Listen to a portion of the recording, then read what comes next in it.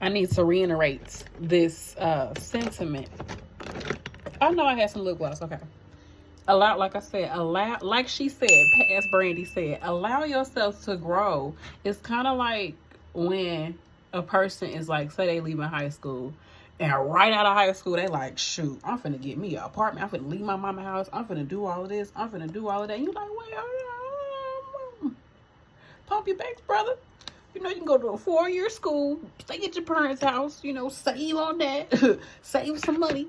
If you can, like, don't try to jump, like, give yourself some time to grow, build up your money, build up this, use this time that you can be at home with your parents to be at home with your parents. And then people want you to, they say you in your early 18 to like 21, 22, people say use that time to make mistakes and to just get out here and just live life, to just push yourself, to just do as much as you can, live your life.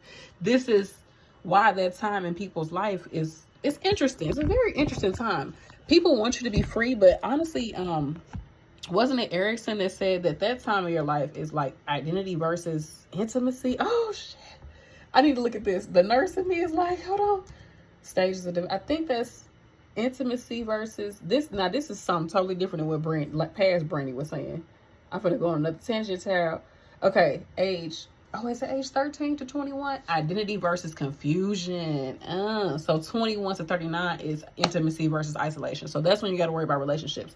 But when you in the 18 to 21 time, that's your time to really find yourself, right? And it's similar to how I feel it is when you get out of nursing school. I brought it back. We brought it back. You need to use that time to, like I said, be a new nurse, make mistakes, ask questions, really develop who you are as a nurse. Take that time to do it and use that little interim of time of you being a new grad. Use that time to hone up on your skills as how am I going to do the work that's in front of me? This work that they're telling us to do, how the hell am I going to get this done? I ain't worried about what such and such is doing. I ain't worried about if they doing their job right and trying to, no. What's my job? What am I putting my initials behind, my credentials behind? What am I putting my name on, child? Okay? That's what you have to focus on as any type of nurse. Anybody, and this was like the best advice I got from anybody. I think it was when I was in school. They was like, first you need to learn how to do the job.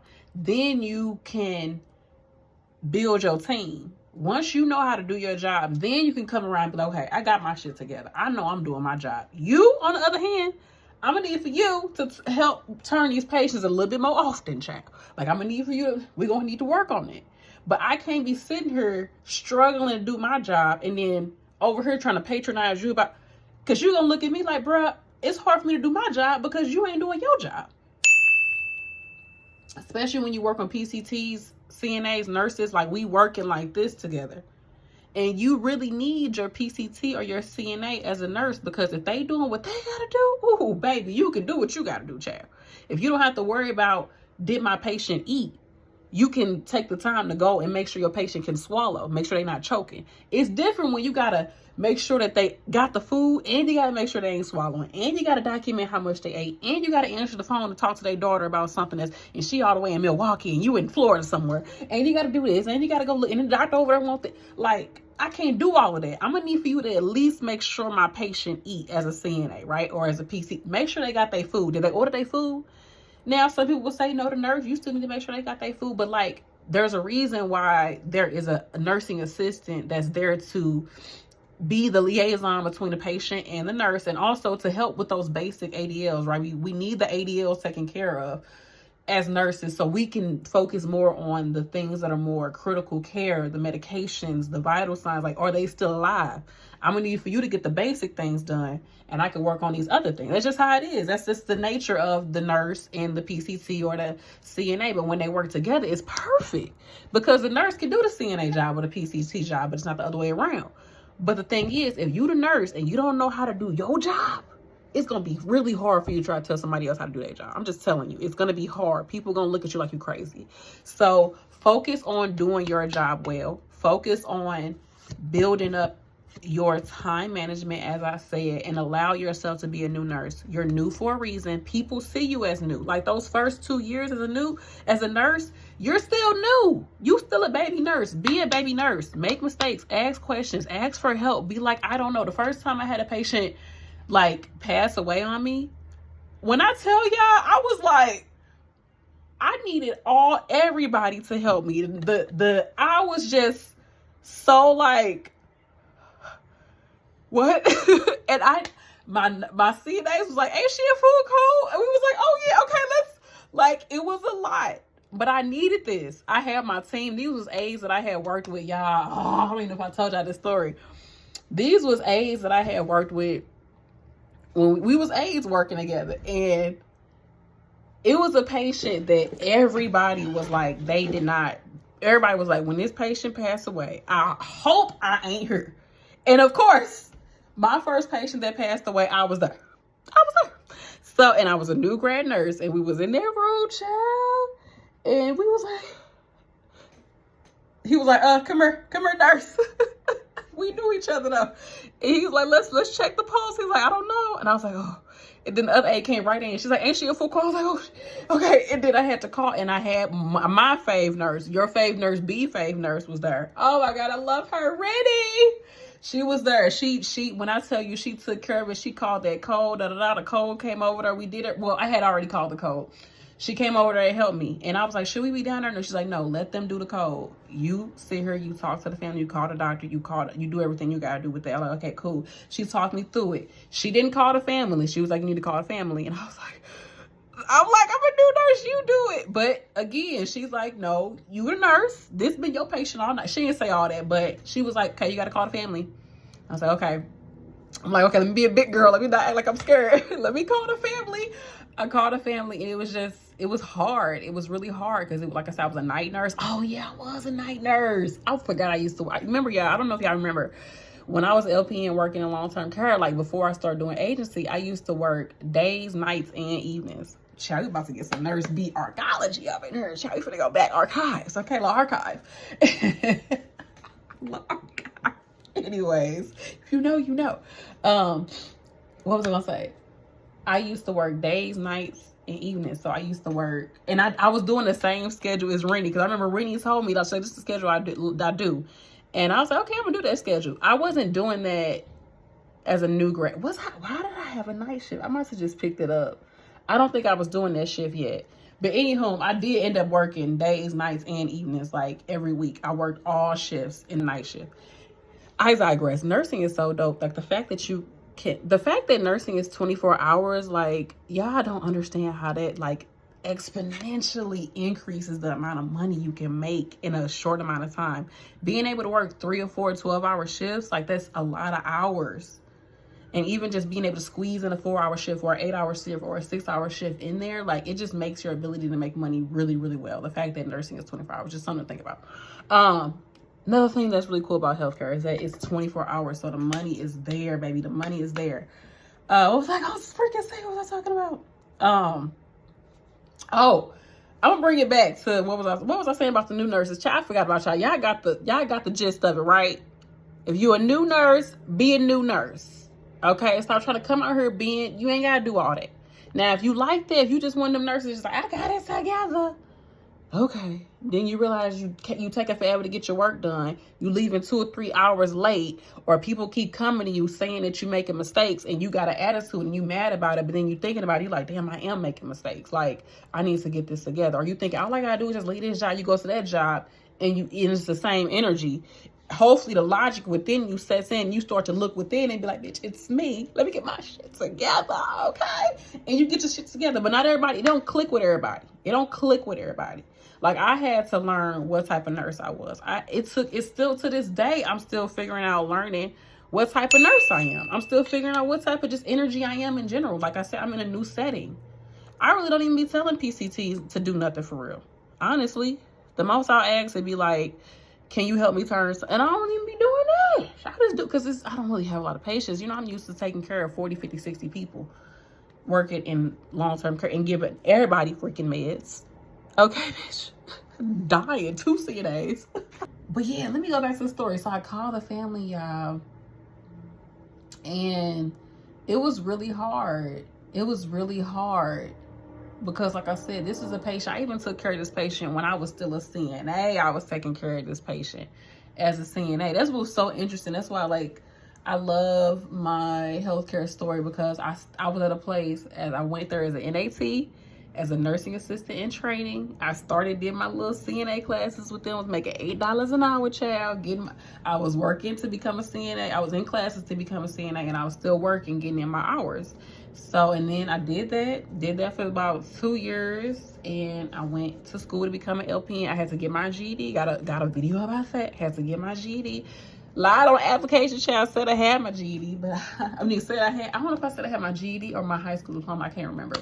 But lied about that, child. But it's okay. She still went and got that GED. I know I ain't the only one. I went ahead and got my GED before it became the high set. And then I went to school as an LP to become an LPN. Like I said, about 2 years into being a CNA, became an LPN, stayed at the same job, worked there as a new grade LPN, took NCLEX, passed NCLEX like a month after I graduated. I graduated in March 2015.